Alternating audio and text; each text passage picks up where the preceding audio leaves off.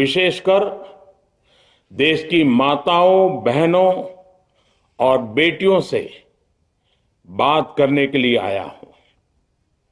आज भारत का हर नागरिक देख रहा है कि कैसे भारत की नारी शक्ति की उड़ान को रोक दिया गया, उनके सपनों को बेरहमी से कुचल दिया गया। हमारे भरसक प्रयास के बावजूद हम सफल नहीं हो पाए। नारी शक्ति वंदन अधिनियम में संशोधन नहीं हो पाया और मैं इसके लिए सभी माताओं, बहनों, उनसे मैं क्षमा प्रार्थी हूं। साथियों, हमारे लिए देश हित सर्वोपरि है, लेकिन जब कुछ लोगों के लिए दल हित सब कुछ हो जाता है, दल हित देश हित से बड़ा हो जाता है, तो नारी शक्ति को, देश हित को इसका खामियाजा उठाना पड़ता है। इस बार भी यही हुआ है। कांग्रेस, डीएमके, टीएमसी और समाजवादी पार्टी जैसे दलों की स्वार्थी राजनीति का नुकसान देश की नारी शक्ति को उठाना पड़ा है। साथियों, कल देश की करोड़ों महिलाओं की नजर संसद पर थी। देश की नारी शक्ति देख रही थी। मुझे भी ये देखकर बहुत दुख हुआ कि जब ये नारी हित का प्रस्ताव गिरा तो कांग्रेस, डीएमके, टीएमसी, सपा जैसी परिवारवादी पार्टियां खुशी से तालियां बजा रही थी। महिलाओं से उनके अधिकार छीनकर ये लोग मेजें थपथपा रहे थे। उन्होंने जो किया वो केवल टेबल पर थाप नहीं थी, वो नारी के स्वाभिमान पर, उसके आत्मसम्मान पर चोट थी। और नारी सब भूल जाती है, अपना अपमान कभी नहीं भूलती। इसलिए संसद में कांग्रेस और उसके सहयोग के उन सबके व्यवहार की कसक हर नारी के मन में हमेशा रहेगी। देश की नारी जब भी अपने क्षेत्र में इन नेताओं को देखेगी तो वो याद करेगी कि इन्हीं लोगों ने संसद में महिला आरक्षण को रोकने का जश्न मनाया था, खुशियां मनाई थी। कल संसद में नारी शक्ति वंदन संशोधन का जिन भी दलों ने विरोध किया है, उनसे मैं दो टूक कहूंगा।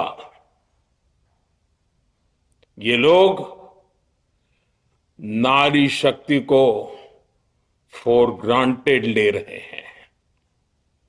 वो ये भूल रहे हैं कि 21वीं सदी की नारी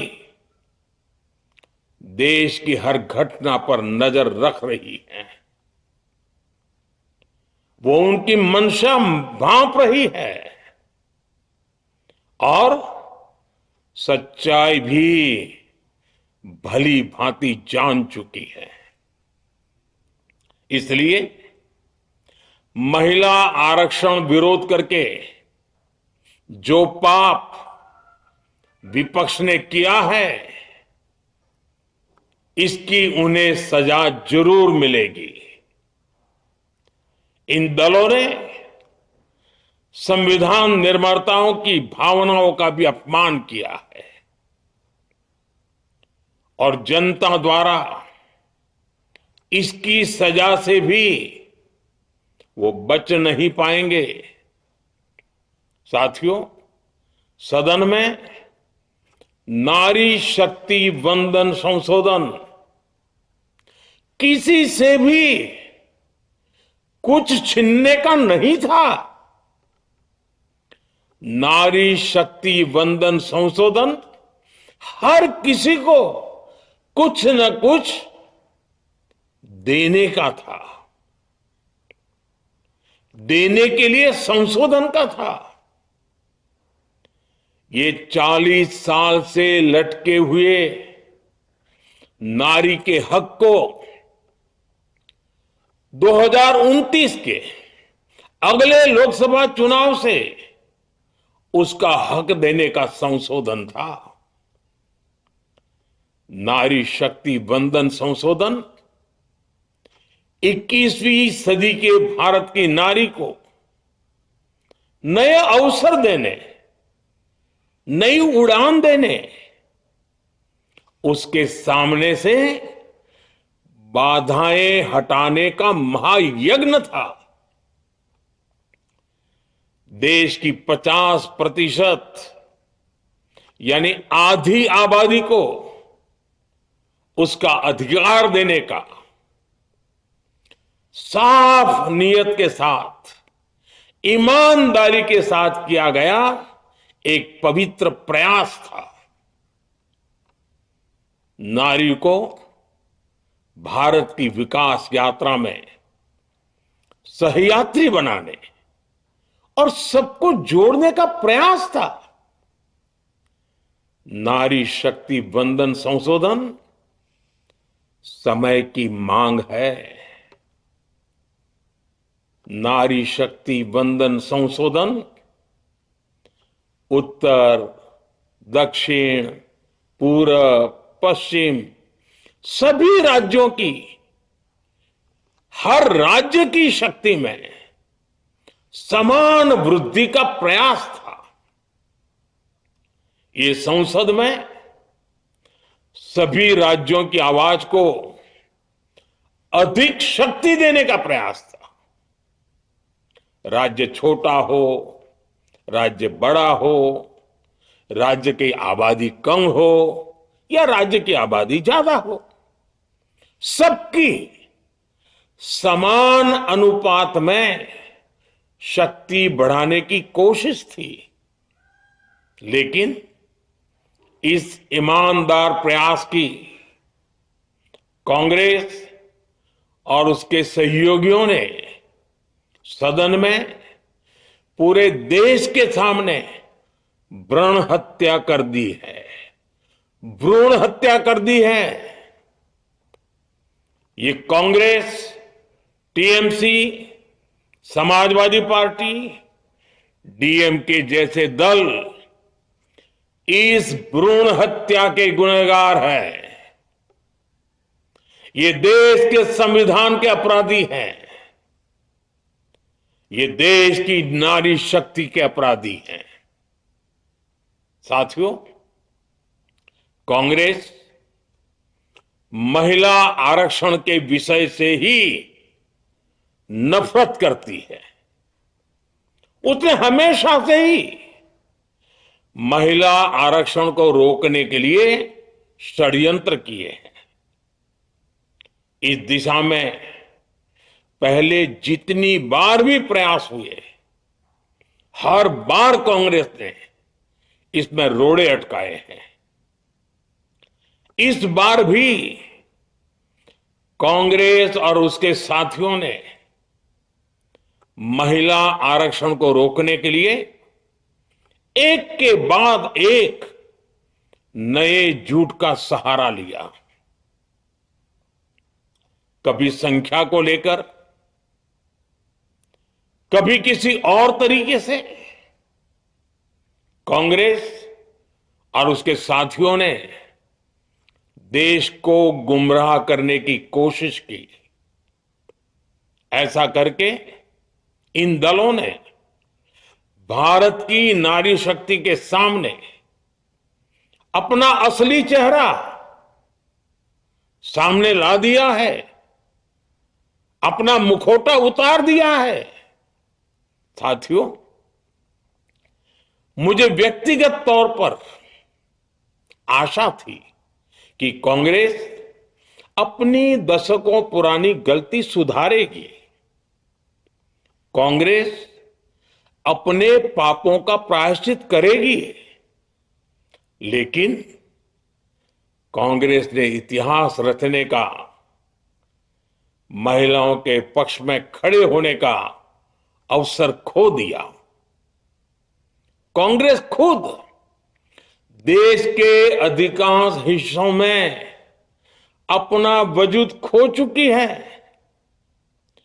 कांग्रेस परजीवी की तरह क्षेत्रीय दलों की पीठ पर सवार होकर खुद को जिंदा रखे हुए है। लेकिन कांग्रेस ये भी नहीं चाहती कि क्षेत्रीय दलों की ताकत बढ़े।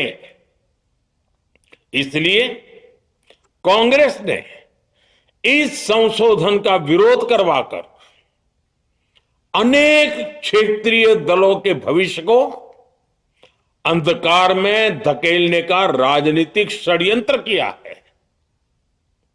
साथियों, Congress, Samajwadi party, DMK, TMC और दूसरी पार्टियां इतने वर्षों से हर बार वही बहाने, वही कुतर्क गढ़ते आए हैं, बनाते आए हैं।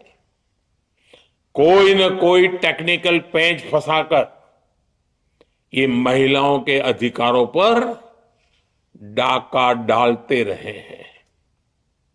देश राजनीति का ये भद्दा पैटर्न बराबर समझ चुका है और उसके पीछे की वजह भी जान चुका है।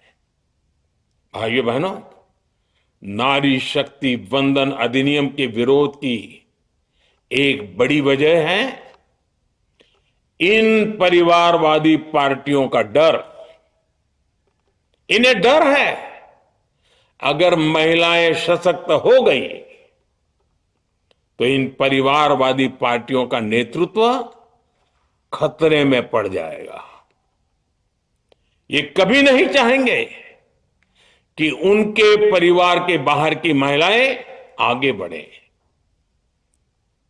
आज पंचायतों में, लोकल बॉडीज में जिन हजारों लाखों महिलाओं ने अपनी क्षमता को साबित किया है, जब आगे बढ़कर लोकसभा और विधानसभाओं में आना चाहती हैं, देश की सेवा करना चाहती हैं, परिवारवादियों के भीतर उनसे असुरक्षा की भावना बैठी हुई है।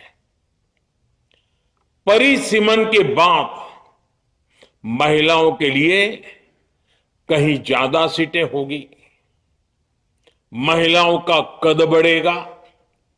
इसलिए इन लोगों ने नारी शक्ति वंदन संशोधन का विरोध किया है। देश की नारी शक्ति कांग्रेस और उसके सहयोगियों को इस पाप के लिए कभी माफ नहीं करेगी। मेरे प्रिय देशवासियों, कांग्रेस और उसके साथी दल डिलिमिटेशन पर लगातार झूठ बोल रहे हैं। ये इस बहाने विभाजन की आग को सुलगाना चाहते हैं, क्योंकि बांटो और राज करो, कांग्रेस ये पॉलिटिक्स अंग्रेजों से विरासत में सीख कर आई है और कांग्रेस आज भी उसी के सहारे चल रही है। कांग्रेस ने हमेशा देश में दरार पैदा करने वाली भावनाओं को हवा दी है। इसलिए यह झूठ फैलाया गया कि डीलिमिटेशन यानी परिसीमन से कुछ राज्यों को नुकसान होगा, जबकि सरकार ने पहले दिन से स्पष्ट किया है कि न किसी राज्य की भागीदारी का अनुपात बदलेगा, न किसी का रिप्रेजेंटेशन कम होगा, बल्कि सभी राज्यों की सीटें समान अनुपात में ही बढ़ेगी। फिर भी कांग्रेस, डीएमके, टीएमसी और समाजवादी पार्टी जैसे दल इसे मानने को तैयार नहीं हुए। साथियों, ये संशोधन बिल सभी दलों और सभी राज्यों के लिए एक मौका था, एक अवसर था।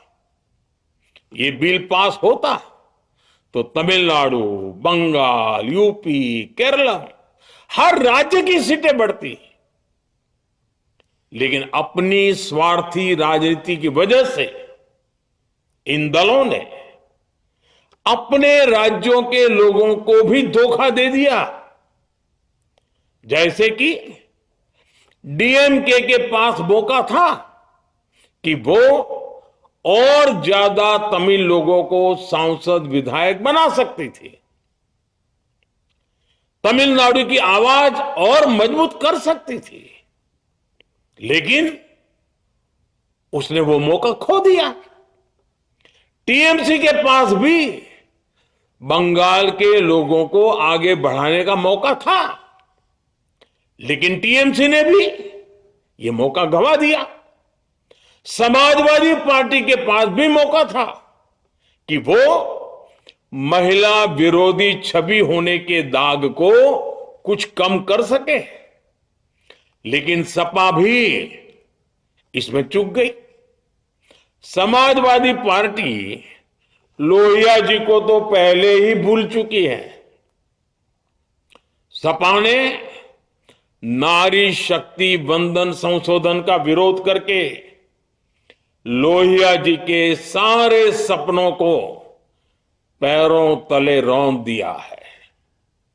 सपा महिला आरक्षण विरोधी है। ये यूपी की और देश की महिलाएं कभी नहीं भूलेगी। साथियों, महिलाओं के आरक्षण का विरोध करके कांग्रेस ने फिर एक बात सिद्ध कर दी है।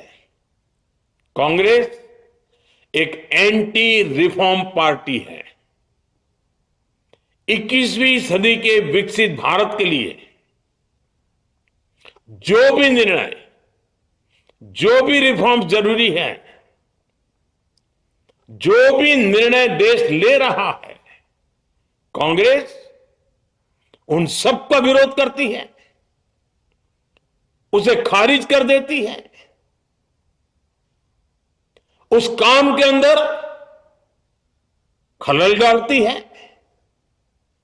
यही कांग्रेस का इतिहास है और यही कांग्रेस की नेगेटिव पॉलिटिक्स है।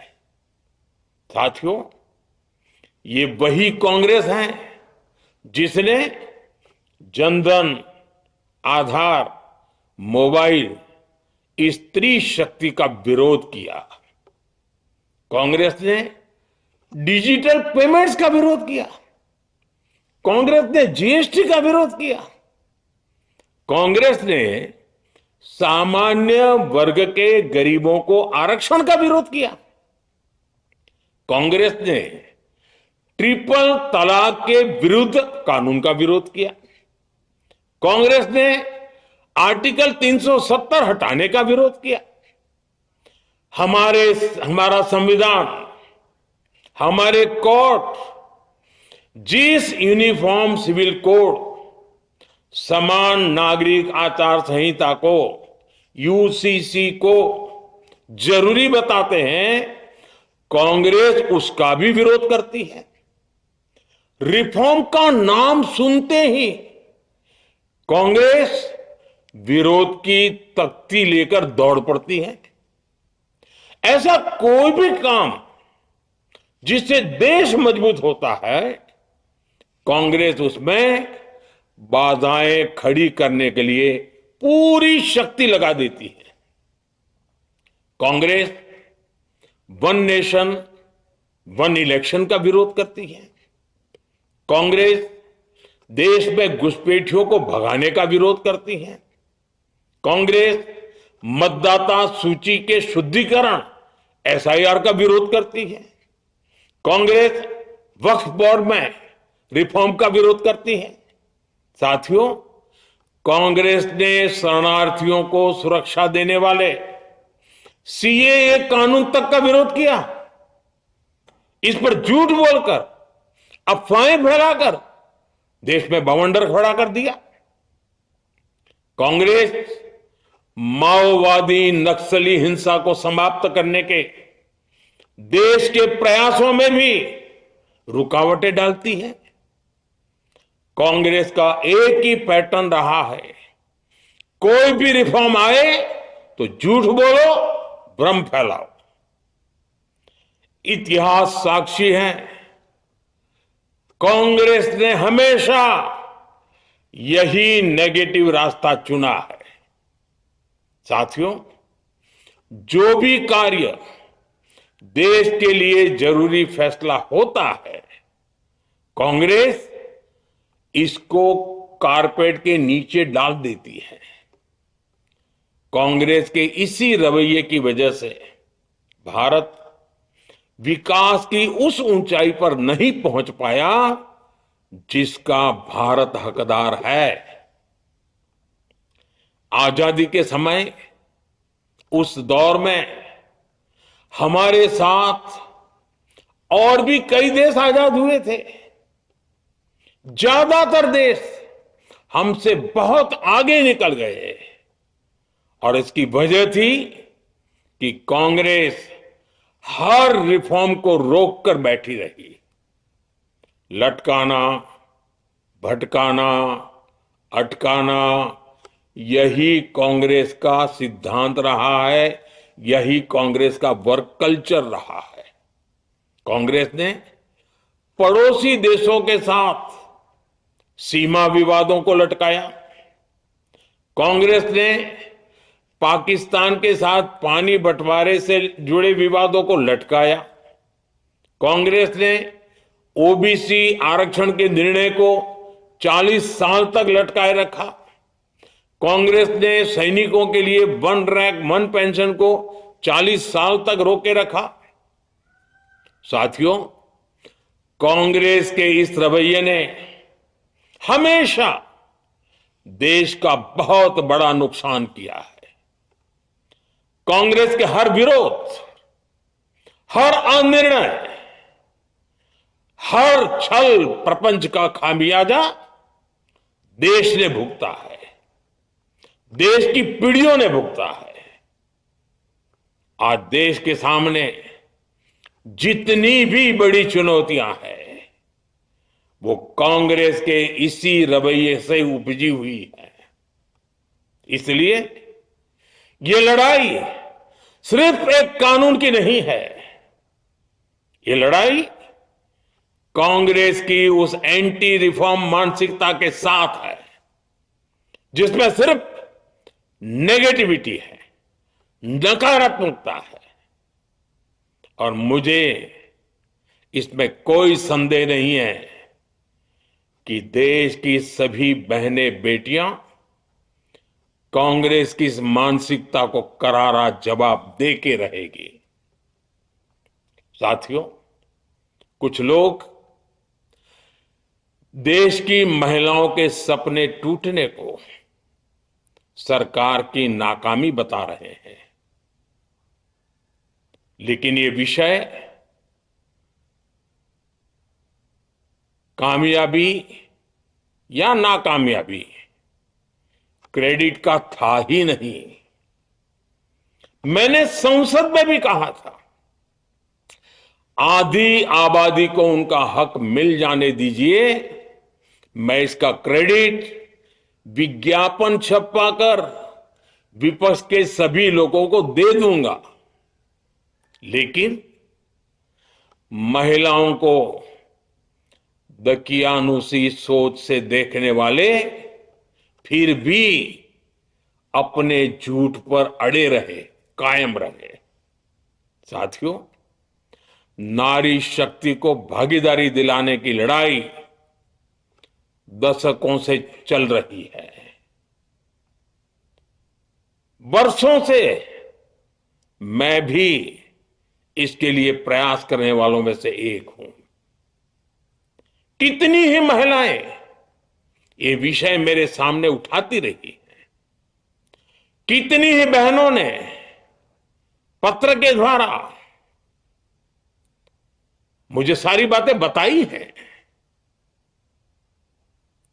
मेरे देश की माताएं, बहनें, बेटियां, मैं जानता हूं आज आप सब दुखी हैं। मैं भी आपके इस दुख में दुखी हूं।